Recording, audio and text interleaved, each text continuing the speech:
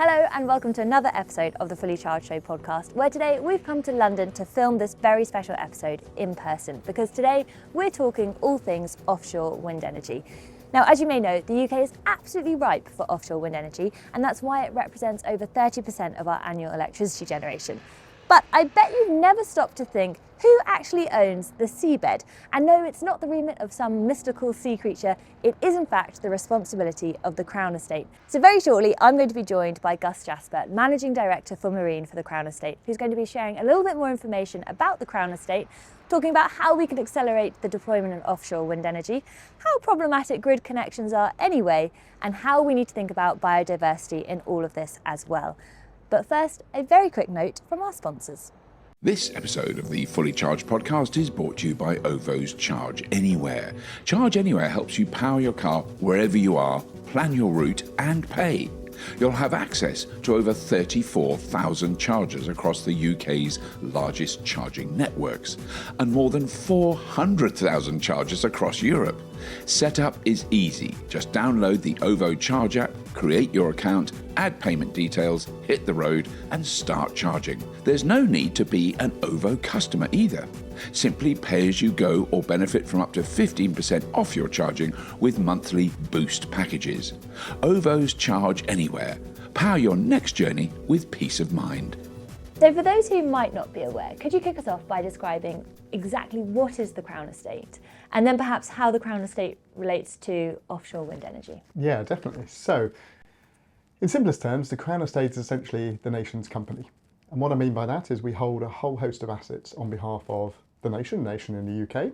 We operate across England, Wales and Northern Ireland. And that includes assets ranging from the heart of London and keeping London one of the most vibrant, thriving cities in the world, through to we're one of the nation's largest landowners. So we have rural estates, about 200,000 acres across the country. We also have a regional portfolio across cities and towns of property across the country.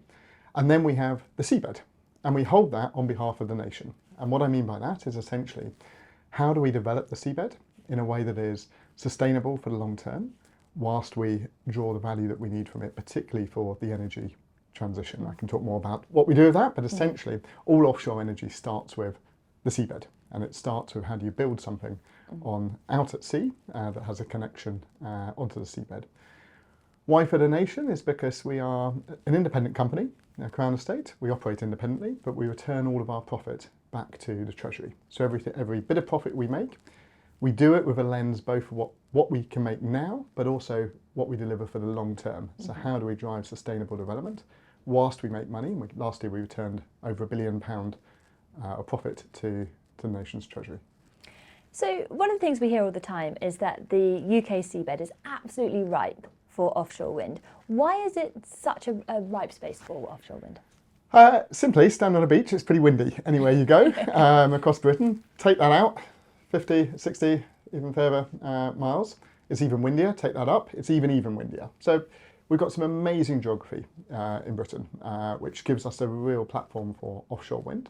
Also, we've got largely shallow seas off our east coast. Again, gives us a fantastic potential as well, and we have used that. We've got now the second largest fleet of offshore wind in the world, developed over the last 25 years. We've got almost as much as the whole of Europe combined, to put that in perspective. It's phenomenal, really. It's phenomenal. So it's a huge UK success story, if you think about it. We've got today probably about 11, 12 million homes are running off offshore wind. That's we're aiming to power up to 50% of the whole country for offshore wind. But it's not just offshore wind. We've also got incredible geography, in a way, for carbon capture, for other types of energy across our seabed as well. So we start with a head start. The trick that we have to do is how do we use that head start to then get the most value for the nation. So value for driving energy quickly, but also doing it in a way that protects our environment, that grows jobs and skills across the country, and make sure that we keep the UK a really attractive investment proposition for domestic or international investors. So just as a bit of a stock take to see where we are now, because as you described, we've got 11 to 12 million homes in the UK currently being powered by wind power, which is an astonishing number in itself, particularly because I think there are 24 million dwellings in the UK, so a pretty sizable fraction. I also read that there's a lot of capacity that's hasn't yet come online. It's sort of been dedicated, but it hasn't yet come online. So where are we in terms of amount that exists, amount that is in the pipeline, and amount that we still need to reach net zero by 2030? Yes, really good question. So in a way, we talk about operational. So spinning today, or I should say spinning, depending how windy it is, but spinning today is about 14 to 15 gigawatts of power. In simple terms, think a gigawatt is roughly 1 million homes. It's slightly less, but in simple terms, it's about 1 gigawatt is 1 million homes. We then have a pipeline that is over 90 gigawatts of power across the UK as a whole. But that includes projects that may not come to fruition, because we know that these are major infrastructure projects. Not all of them will necessarily come through, and there's some challenges on those. We can talk a bit more about some of those. But we know we've got to go even further. So to hit our ambitions by 2030, the NESO, the nation's the National Energy System Operator, just put out their range of scenarios, which requires between about 45 to 50 gigawatts of offshore wind to come onto the nation's power system by 2030. So that's, if you take the sort of what's operational now, we've got a tripling of that by 2030 in the next 6 years. So it's taken 25 years to get to here. We've got 6 years to triple it. That's a huge challenge. But we don't stop there. If we go further, we know that electricity demand is only going to rise. We know we've got to get off hydrocarbons, oil and gas we got off coal last month. I think the nation shut the last coal-powered fire station. But as we see the transition from one energy, we see the demand rise on electricity. The projections are, if we plan ahead to 2050, we're going to need about 120 plus gigawatts. So this demand is going to rise, 9-10-fold over the long term. That must be quite an intimidating thing, because I can imagine when you come into work and you think, okay, we're doing pretty well, 11 million homes, that's pretty good. We need to triple that in 6 years. Oh, and by the way, we maybe need 120 gigawatts plus by 2030. Yeah. And we're going to get into some of the challenges, but I guess the top question is, do you think it's possible? So yes, I wouldn't be here if I didn't, is the short answer. Is it hard? Also yes. We've got to do, as I said, double or triple compared to 25 years. And also what we see is the seabed's getting busier every single day. So I sometimes describe it, and I can talk later, we're working on what we call a Marine Delivery Routemap. I sometimes describe it like we're playing the world's hardest game of Tetris, where people stand on a beach and they think, oh, it's amazing, the sea is so empty and it's pristine, and we know that it's really full. So we manage the seabed across multiple different sectors, where we're not just thinking offshore wind, we're also thinking about how do we restore nature at the same time. So we've had a massive decline in the UK's biodiversity of its seas. For example, over 90% of our native oysters have gone, over 90% of our seagrass, all of these things critical to our ecosystem. At the same time, we've got potentially a tripling of the amount of cables coming into the UK. If you think of the data demand, we've got carbon capture and the potential for carbon capture on our seabed as well, where we've currently got developments that could get about 10 to 20 million tonnes of carbon captured from our Earth. To put that in perspective, that's about 10% of the UK's, well, slightly less, but about 8 to 10% of the UK's current carbon output could be captured under our seabed. All of these demands growing. Everybody's saying go faster, whilst we've also got all the other sectors to think about, whether that's transport, fishing, defence as well. So this game of Tetris, all these demands are flying in the whole time, and our role, part of that, is actually to fit that into a coherent forward plan. And we believe that can be done, but it requires a lot of planning, a lot of thinking, and working across different sectors to get that to fit. And I think that has been the thing that's become so acutely evident to me in researching this podcast, is that the number of different stakeholders that you're having to deal with, so not least just the ones that you've described there in terms of managing the seabed, but also other people who are in the energy ecosystem, shall we say. So you mentioned NESO already, so that's the National Energy Systems Operator. Yes. But then we've also got Ofgem, we've got GB Energy. I wonder if you could just sort of describe the who's who and how you sort of relate to each other. So it's a bit like acronym bingo, isn't it? We're going to play. But essentially, it's kind of easiest to think about the different segments. You've got a number of regulators, who either... And well, first off, we've obviously got government, and government set in the end, electricity is a regulated market in terms of the price that comes out. So our role We do the first part of it. So when we lease Seabed, we do an arrangement with a developer, an energy company, and we will do those openly, and we tender, we get in the best through that. And they will bid for that often, they'll bid for it, but it's a mixture of price, and then we also will be asking questions about the value, environmental and social, they'll be doing through that. And then at the end point, you have what's called the offtake agreement, or a CFD, a contract for difference, which is set by government, managed by, first acronym, the LCCC, the Low Carbon Contracts Company, who manage then the contract for the price at the end, essentially, for offtake. We manage the seabed and the development of the wind farm with the developer. Through that, then you have a whole host of different players. You have NESO, as you mentioned, who essentially are doing the strategic plan for energy now. They're relatively new, but strategic plan for the grid system and how they plan that out. So we work very closely with them, and we just signed a statement of intent with them a while back to say we've got to plan generation and grid connection together, particularly when it comes to offshore. Yeah. So we, for example, are live at the moment developing what will be one of the world's biggest floating wind farms. So these are essentially wind farms that float on top of the sea fully. They're anchored to the bottom of the sea, but float on a platform above, further out at sea. Means you can go bigger, you can go further out. So they are about as high as the Shard Tower. That's the height of these floating wind turbines. And then this is the first development where we'll have the grid design and rough timescale alongside taking them to market as well to sort of solve that problem of grid and generation connection. But then you mentioned you've also got Ofgem in terms of regulating the whole system and some of the price controls as well around that. But then crucially, you've got a whole host of other stakeholders who are in the regulatory box who are part of the chain for developing energy.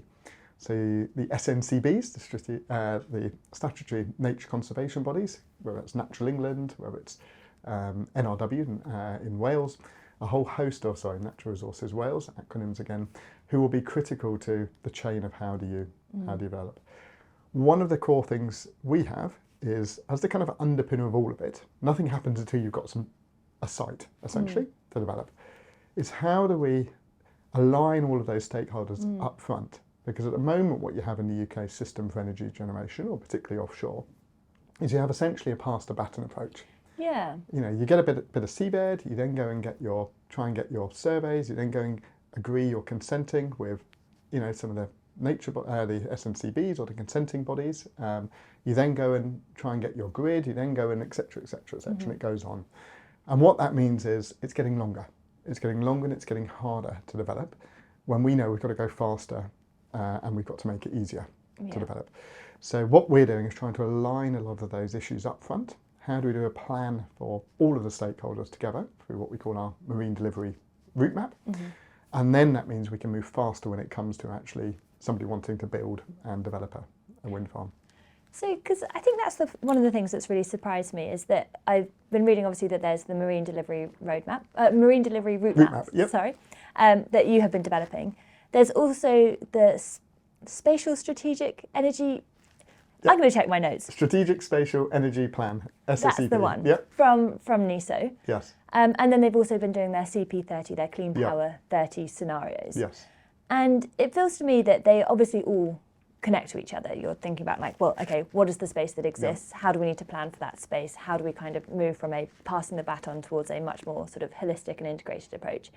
But it also seems kind of phenomenal to me that this didn't exist until now. So has it been a case of, it's been sort of figuring out how we need to deploy wind energy and now it's become that much more urgent to deploy some of these things, or what's happened there? Yeah, it's a fair question. So I think some of the drivers, partly necessity drives change. So we've done very, very well in the UK. As I said before, we're one of the world's leading countries in terms of the energy transition, and that's fantastic. But we haven't had to face into some of the harder choices to date. First off, the first few years, we had largely, to just take offshore wind, the UK developing, but not much competition internationally. Whereas we now have pretty much every other country also wants to drive their energy transition as fast. So are we going to be the most attractive country for global investment into renewable energy, for supply chains when there's a crunch, in terms of capacity? Are we going to make it the place that people want to come and invest and develop? Secondly, we've had markets moving through various different stages of development, not just offshore wind, but carbon capture is now starting. We've seen other energy, whether it's wave or tidal, starting more nascent as well. Hydrogen, potential, the potential is still again quite nascent, but potentially could grow. And we haven't had to think so hard about all the other sectors because we've had the space to do it, at least offshore.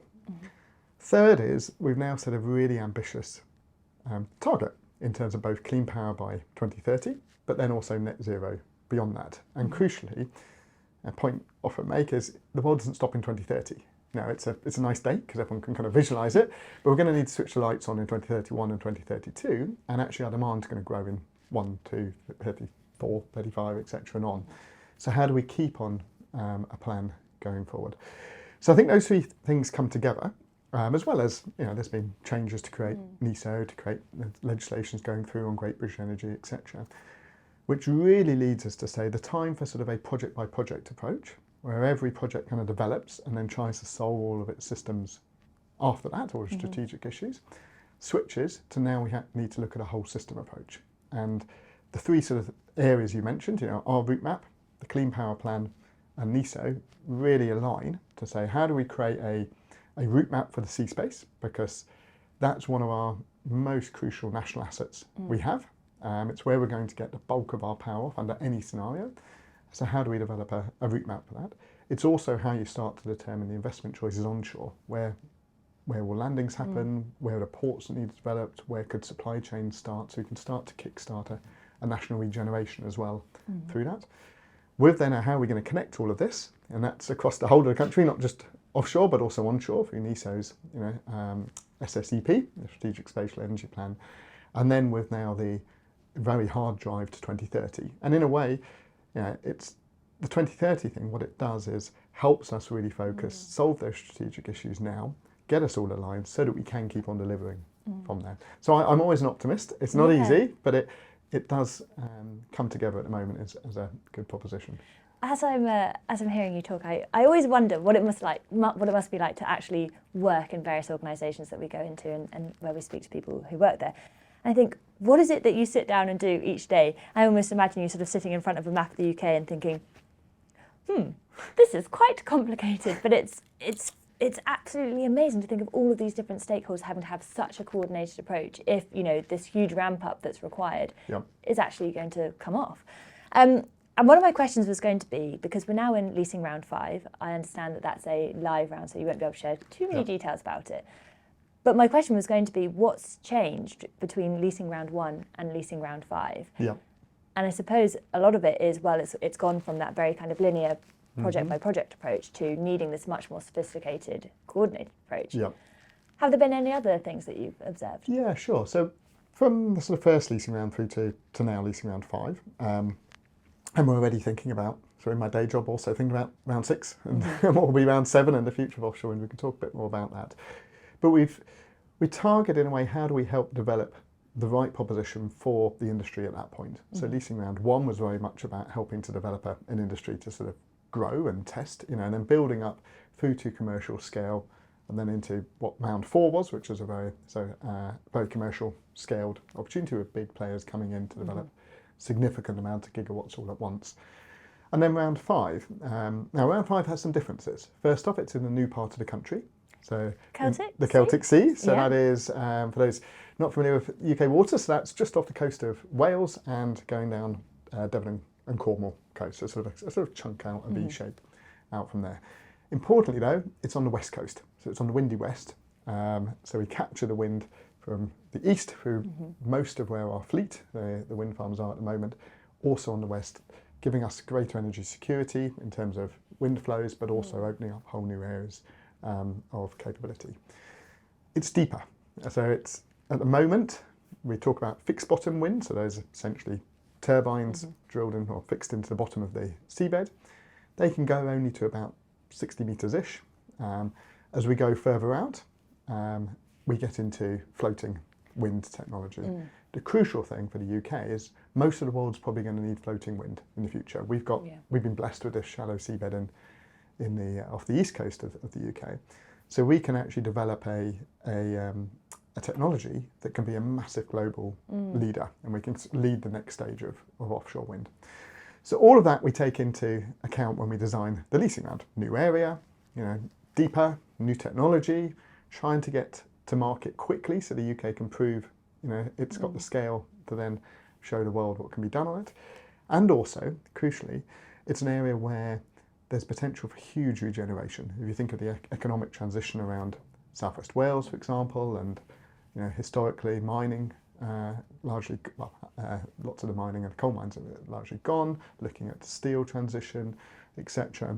And also into Devon and Cornwall, the opportunity to do something quite magical there. So that comes to how do we design these rounds. So you're taking in all these different factors. So and the crucial point there is it's not just about the gigawatts. If it was just developing gigawatts, it wouldn't be easy, but it would be easier. Actually, it's about developing gigawatts at the right price, at the right time, in the right place, and delivering the right benefits locally as well. So for this leasing round, we've done something a bit different. What we've done is brought a lot of what are normally the kind of systems issues, we brought them up front. So first off, we agreed the space with lots of the core stakeholders in that area. We then undertook it's called an HRA, the Habitats Regulation Assessment. This is the environmental assessments. Normally a developer would do that at the end or after the process. We did that up front to clear the environmental issues. We then conducted surveys ourselves. So again, normally a developer would do them, each project doing their own. We said, actually, let's do this collectively. Let's do this across the space. So environmental surveys, everything from planes and ships going out, as well as technical surveys of the seabed to assess the condition of it.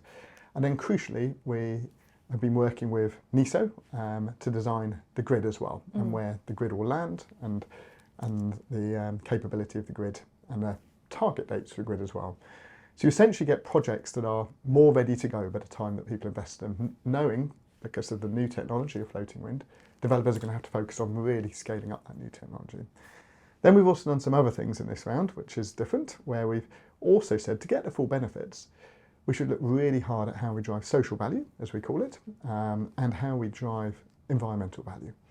So we said as part of this, without going too techie on the tender, but essentially there's two stages. There's a stage up front where developers, before they can even offer us money for a bidding process, they have to first prove how they're going to deliver environmental benefits, and they commit to a range of social value commitments as well. Those can be things like how many apprenticeships they're going to take on, how many people not in education, employment or training, how many skills. And they also say what ports they plan to use as well. So that those ports get an early signal to start the investments as well. That's live, so I can't talk about more of it, but it's all about getting some earlier development principles going, which then lead to sort of faster development, but also wider benefits in the communities around the Celtic Sea. God, this is pretty exciting. I mean, there's a number of things that you've mentioned in there that I'm sure are going to get a number of our people in the audience especially excited. You've mentioned floating wind, the kind of having a much more strategic, coordinated approach, and also the secondary benefits that can be experienced by local communities.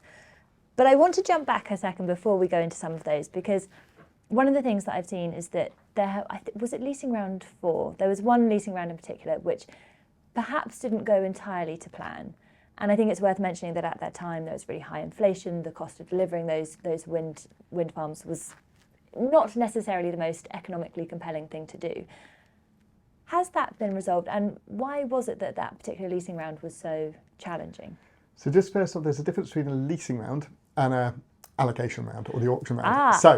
Which is probably worth explaining to viewers. Absolutely. So there is what we call, unfortunately, or maybe fortunately, but unfortunately they follow the same numerical path but aren't linked. So when we talk a leasing round, that is when we bring the seabed to market for developing, in this case, wind farms, but it could be other areas. But those are leasing rounds, for example, 1, 2, 3, 4. We're now on leasing round 5. And then you have what's called the allocation round, which is the government essentially setting a budget for the strike price, so through the CFD, the contract for difference, of how much they will pay for electricity. Developers then bid in essentially to that level, and that gives them, the CFD operates by essentially hedging a certain amount for for the developers. They now have certainty over a 15-year period of what price they're going to get, because the price could go up in the market or it could go down, but they know they're going to get a set price to allow them to do these big billion-pound investments. So there was allocation round 5, was the one that had no bids in from developers in terms of the CFD side of things. We've never had a problem in our leasing round. We've always had developers come on through those. In fact, actually round 4, we're seeing those developments progress really, really fast as well into operational power. In fairness to the government, they listened, they recognised it. I can't speak for them, but they did, in fairness, come out quite quickly. This new government has come out with a new budget and a new sort of approach for setting the essentially the strike price. And we have seen now developers rebid in and get significant projects back on track. I'm really glad I asked that question, because I was like, okay, I think I've understood who's who. I think I've understand, how these things work. Clearly, I hadn't, and I think if I had got confused, then definitely our audience would as well. It's no problem. There's never a day I don't find a new acronym or new sort of bit of the system as well. So you're not the only one. But I want to ask you about floating wind, because this has been something that we've wanted to cover on the Fully Charged and Everything Electric show for the past few years. And I think since I joined the company, which was in 2021, we've been like, okay, can we go and find one? What kind of stage of development are they at? Is it ready to go and see something? So presumably with a leasing round, you know, there's a number of things that have to happen before something is actually built in situ. So I imagine there's a degree of predicting what the technology will be doing in, say, a year to 5 years' time. But how viable is floating wind at this point in time? Yeah, so it works, simply. I mean, there's test, well, they actually no longer test really, but they've been up for a while. There's turbines spinning and floating as well, 2 critical things. It's good news. UK's got actually one of the largest developments up in Kingarden, up in Scotland. And so they work, essentially. The big question is, can we scale them commercially? So can they work, and can they then be a long commercial proposition? And fundamentally, yes, they can. And that's why we're confident in sort of taking forward, moving to the next stage. So we are developing or putting into the market at the moment what are 1.5 gigawatt size wind farms, so 3 of them in the Celtic Sea, totaling 4.5 gigawatts. So that's a significant scale development. That's why we deliberately geared it to sort of give the developers more of the certainty up front about those issues, because we know there's that scaling up focus on it. But yes, the technology works. There's still innovation, and one of the amazing things about the offshore wind industry is it innovates really fast. And we've seen that both in terms of cost coming down on offshore wind, but also in terms of bigger turbines coming out, seeing the technology for floating wind changing, but it's a proposition that works. And so we're really excited about getting this going, and the UK being one of the leaders. South Korea is also pushing forward with it, but the UK being one of the global leaders for floating wind. Oh, it's very exciting, and I'm especially excited for a day that we can go and do an episode on floating wind and actually get out on a boat and see these structures in action, because I think until you've got up close to a wind turbine, it's so difficult to realise just how huge and impressive and actually majestic they are as sort of pieces of technology as well.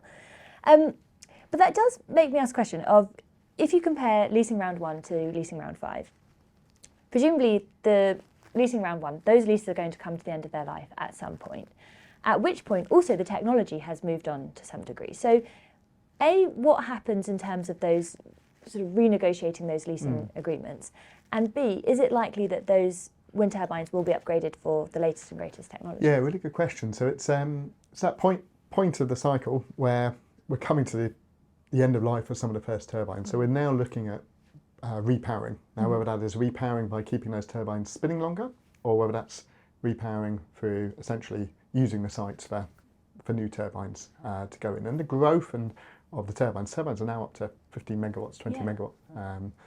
15 megawatt is a key one being used in some of the new developments now. That's massive, and a massive growth over the years. So that's a very live question. We're working that through. We're also looking at, we have a programme around what we call capacity increases.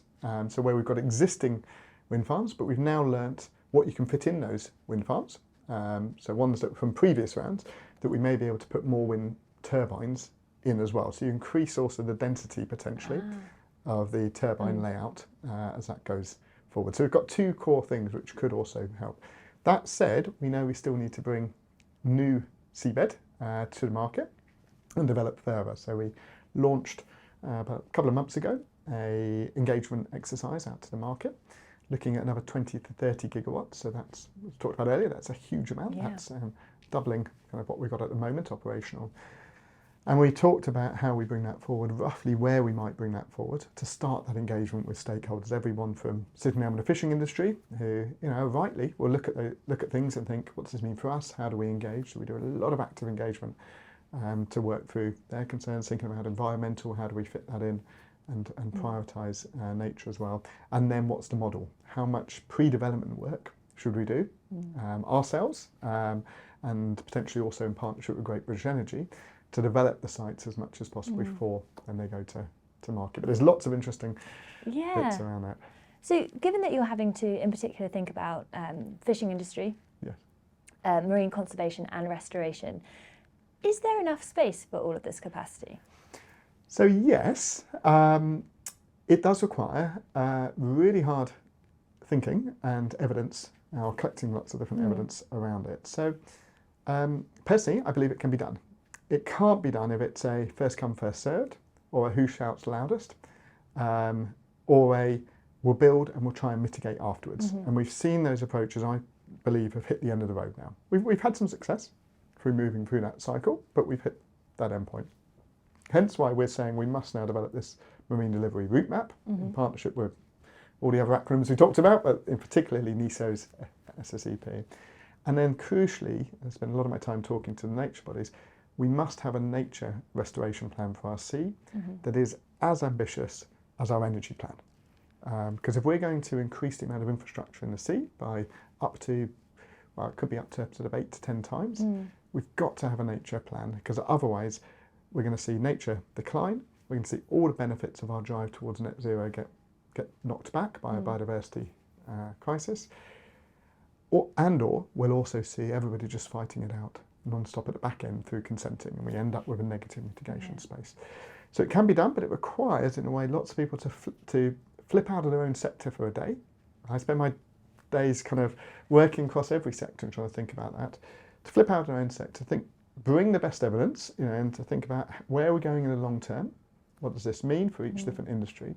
How do we then plan? We've started to map the seabed down to, we sort of describe it a bit like a postcode for the seabed. So we run properties around the country. We know a property, we're in central London at the moment. We're sitting in St James, which for those who don't know, it's a very nice part of central London. We also run properties in other places of the country, which are also beautiful and wonderful, but we know the value of those are different. The value of those for different purposes, whether that's what people will pay for rent, you know, or the value for what this means for certain economies, is very different to a property here and a property elsewhere. So we started to take that approach out to seabed, mapping 1 square kilometre by 1 square kilometre, all of the different uses of the seabed. So the LCOE, the levelised cost of energy, how much, you know, if you're going to put something there, it would cost. Other uses that it could be in that space, whether that's carbon use, carbon capture, etc. Thinking about value for fishing, for transport, for thinking about environmental value as well, to create essentially a postcode map of the seabed for the first time. So we can make those choices about what goes where, fit in all of the areas, work out where we may be able to drive co-location. So we're doing a lot of work for, can you get offshore wind farms on top of carbon capture sites? And can you get aquaculture, so growing, for example, seaweed or fishing around wind farms, etc. To then narrow down those choices of where there may be conflict. And as you do that, you start to realise if we properly plan forward, actually the conflict can be minimised. Then we can achieve what we all need. I mean, it makes so much sense when you say it out loud and you kind of line it out in those terms. But I've never even stopped to think that different bits of seabed would have different values in the same way that a different postcode may ascribe a different value. But it does make me think that we've seen quite a lot of rhetoric in the news about locational pricing. And I think, you know, there's a lot of discussion ongoing at this point in time, and I guess this is the idea that depending on where you live in the country, depending on your proximity to renewable energy, that would determine the cost you pay for electricity. When you're having to price the seabed, are you also having to project into a future where there may be locational pricing? How does that bit of the puzzle work? It's a good question. So at the moment we price it largely on the cost of the transmission. Obviously the development of, so how difficult is it to develop in that site, and then largely the cost of the transmission cables, simply put. Not because we can only do things on what we know, if that makes sense. But it's an interesting question around it. The other factor though, obviously, is you get where we are essentially going with our energy production or generation at sea is, in a way, the sort of easier spaces have largely gone. We're not sitting here thinking, it's there's this map and there's lots of top places that we could just go to, which are going to hit that sweet spot of environmentally wonderful, cheap, 100% community supported, etc. So we're having to look further out, both on the northeast of the UK's waters and then into the southwest of our waters. That also adds a price dimension, because the further out you go, potentially you lower the risk of having issues when you build, but you potentially raise the cost as well. So it's a complex matrix. Oh, you've just added another dimension. I'm like, oh my gosh, I'm so glad I don't do your job. It's extremely complicated. And fun, and fun, and very important, we should say as well. So something you mentioned earlier on is the opportunities that can be afforded to local communities who live in proximity to wind turbines. And I wonder if you could describe some of those secondary benefits that deploying offshore wind can bring. Yeah, so the big thing is, and not just offshore wind actually, but our energy transition, I firmly believe, is not just an energy transition. It's great we're going to have cheaper, it is cheaper, greener, power. That's fantastic, right? We're all happy. But it's really noticeable. I was talking about this. I did a speech on the day when the UK's last coal power station shut or stopped providing services into the grid. But it was also the same time frame 40 years on from the miners' strike. No way. And it just this year has combined over the last kind of 12 months has combined that sort of two really important moments for the nation. And so you think about it, when we do this energy transition, can we also do a national regeneration? So that's what really, really drives me, and that's what's a really exciting thing. It'd be wonderful, we can look out, we're all powered by feel-good gigawatts, but also the potential for jobs creation, for new skills, for revitalising areas where the heart of industry has gone, and some of the hope has gone out of those areas is amazing. And when I travel around the country looking at those, that's what is really, really gets exciting. So when we look at some of the developments, talking about the Celtic Sea, we did a report out looking at the first phase of development. Could be over 5,000 jobs in the area just to get the first phase of the development going. We believe the workforce could grow massively. It's currently about 30,000 in offshore wind in the UK at the moment. That could triple, over the coming years as well. So you think of what that can do, into each of the economies. We've started ourselves at the Crown Estate, also at a really exciting time, because we're currently we're governed by an Act of Parliament, for those who don't know us, a 1961 Act of Parliament. Hasn't been updated since 1961, and don't need to tell anyone, the world's changed quite a lot since 1961. And so currently going through Parliament is an act to update our powers to allow us to essentially be a more modern company in the sense of how we can use our money. And at the moment we can't borrow, and we can only invest in certain things. So we're going to get to, subject to Parliament, we are going through at the moment, but the aim is to be able to then use our borrowing ability and our investment powers to be able to drive investments in to help that regeneration opportunity even more. Now, not just in the energy space, also in our property side of things as well across the country. But from my side, being able to invest in infrastructure, whether that's looking at some of the supply chain opportunities as well to really create new jobs. And we've just put out, over the next few months, these will come through, the first phase of some funding for what we call a supply chain accelerator. So we've used some of our capital to start saying the UK's got a huge offshore wind industry and a huge potential across energy more broadly, offshore, but doesn't have the strongest supply chain. And how do we start to bridge that gap, and how do we get companies to be able to scale up to get more contract ready? So we launched this supply chain accelerator. We'll be giving out investments into various different companies to help them scale up and get ready for the transition. So what bits are currently missing from our wind supply chain in the UK? So, I mean, there's a global crunch as well, risk of a global crunch, I should say. It's sort of, but essentially we have right across the system, everything has got to scale up dramatically. So do we have enough transmission cables, so whether that's HVDC cables, looking through to turbines, towers, etc. So all the way across it. So there's a set of the kind of core components areas, which is, that's a competitive global market, and we need to be making sure that we are getting as much share as we can, but also I'm keen to see how part of our route map, the idea of this, is to give that forward visibility. So if you're a factory and you're thinking, I want to go and build a new, we know there's more demand. Do I build it in, actually I won't pick any country, but country X, another country, or do I build it in the UK?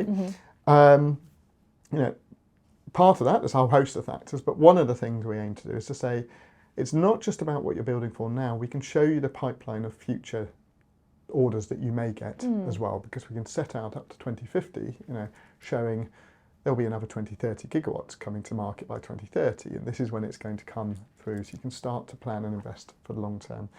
So getting the supply chain, the core sort of parts of it, but then also the UK has an infrastructure gap as well. So even if you had, you know, all of the supply chain there, we don't have sufficient port capability, for example. So in the Celtic Sea, I was talking about, as well, deliberately we're incentivising the ports or the developers to start connections with the ports earlier on to start those build-outs as well. So how do we target some of the core infrastructure as well to enable the UK to be able to service, to assemble, to integrate, to build, etc. offshore? And that's going to be really critical because it's a shift of our nature of many of our ports, which many of them have been import previously, you know, into now actually turning into build and servicing ports for our offshore industries. And then the third core block is skills. And we've done a lot of work. We did a partnership last year with RUK, the UK's renewable trade body, to look at how do we build and Crown Estate Scotland, I should say, as well. How do we start to target the core areas of the UK supply chain? It's called the Industrial Growth Plan. It's public if anyone wants to look at it, and it sets out the core areas where we have gaps in the market, but skills is one of those. And how do we start to develop the core sort of pipelines of skills? We've done some things on that as well, and everything from investing in a training college, for example. We've opened up a course in Falmouth down in the southwest of England, through to trying to get young people really excited about this energy transition. So we partnered with Microsoft to create a Minecraft world of developing a wind farm. So as a young kid, you can go on, you can build your wind farm, but you also get to realise how difficult it is to work out the spatial issues. You know, how if you don't get enough capacity, the lights in your city is going to go off. How do you plan and manage the environmental factors, etc., as well, to try and grow those future engineers and future runners of our energy. Do you know, I have to say, I think it is such an ingenious idea to have this Minecraft world in which you need to build a wind turbine, because, and we were chatting before the podcast started, that I was telling you that I recently, my husband tried to get me to play Football Manager, and I played it for a bit, and I thought, okay, I can understand what's happening here. But I was like, it's basically emails and giving, you know, an inspirational talk and setting training sessions. I was like, it is basically work. But actually, I would, if that's the sort of game that I was going to play, I would be far more interested in doing this for a wind turbine, where actually you're having to sort of factor all of these different things. So I think we should start the campaign that wind turbine manager should be the new football manager. I agree with that. Yeah. And then we'd have lots more people wanting to work in the world of wind turbines than football. Both very important, I should say. Both very core tenets of the UK. Okay, I want to jump back for a second, because I think it's really clear that, you know, you've had this experience the Crown Estate has had experience the past 25 years looking how the wind industry needs to evolve such that it can do this rapid scale up that we now need to see. And all the ways we've spoken about having that really, really coordinated plan so that things don't have that pass the baton approach.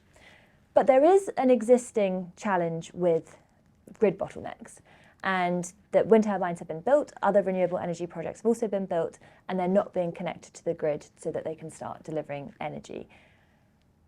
Does that fall into do you have any sort of influence over that kind of thing, and how do we resolve that challenge? Yes, so on my list of day jobs, which are tricky. I'm glad to say. Very long list, I'm getting the impression. Accountability for Good is not us, that's through NESO. But we work really closely with them. So obviously we are in regular partnership with them. And as I said, we signed a statement of intent with them for how we plan together, both their sort of plans for transmission and then our plans for offshore generation as well. But Britain doesn't have it doesn't have an electricity commitment problem. It has an electricity delivery problem. So there's hundreds of gigawatts in the grid queue at the moment. So there's a lot of things that NESO are looking at, and then some of those need government to back as well. But how do they design the system first up to get most effective deployment and transmission of energy from generation through to people's homes? But they're also thinking about things like connection reform, which is critical for how the sort of projects that are ready can get quickly onto their grid. What we're doing is making sure that as we go forward, we're getting those issues sorted and baked in up front, as I talked about in the Celtic Sea, that these will come, before anyone's even started any development, we've got the grid in headline terms, we call it holistic network design, planned out with NESO so that we've got that part, and then we know that there's a route through to transmission of those wind farms. God, it is just absolutely fascinating, and I've become very acutely aware that I'm asking all the questions that I'm just deeply nosy about, and I hope they've been interesting to everyone else who's watching and listening. We are coming towards the end, and I'm aware that I could also ask you another hour of questions at least, but I know that we should try and wrap it up shortly. So I guess my question is, if I was to grant you a magic wish that you could just say, do you know what, if I could just have X, Y, Z, it would make this delivery of our plans so much more straightforward and we could get towards that Clean Power 2030 goal, what would you ask for? Oh, how long have you got? I think my single thing is that everybody can get behind a whole system plan. That it's not about just each sector or each interest, whether that's nature, whether it's energy, whether it's other community interests. This is an incredible opportunity for the UK or any country that's dealing with a transition. I mean, an opportunity for powering yourself through green energy, for creating a new generation of skilled jobs, and through restoring and recovering our incredible natural beauty in this country. And so just part of it is just if everybody, because I spend a lot of my time in meetings always on the problems, and I have to kind of remind, can everyone just take one step back and just see the big picture here? The big picture is we're going to see something quite incredible if we can all get behind that, and that does require us all to then lean in with that whole system view. Yeah.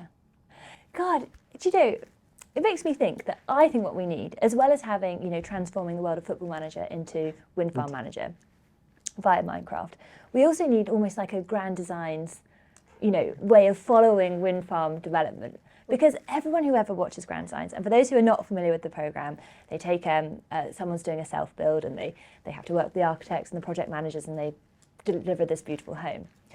But for anyone who's watching, they can see if you have not done the plan well up front, you will encounter so many issues over the next sort of 50 minutes of that programme. So I think that's what we need to have as well. Look at that. Yeah. We've got Minecraft, we've got Grand Designs. It's, definitely the way forward. Yeah, we'll get Kevin McLeod on the case, I think. Very good. It's the way forward.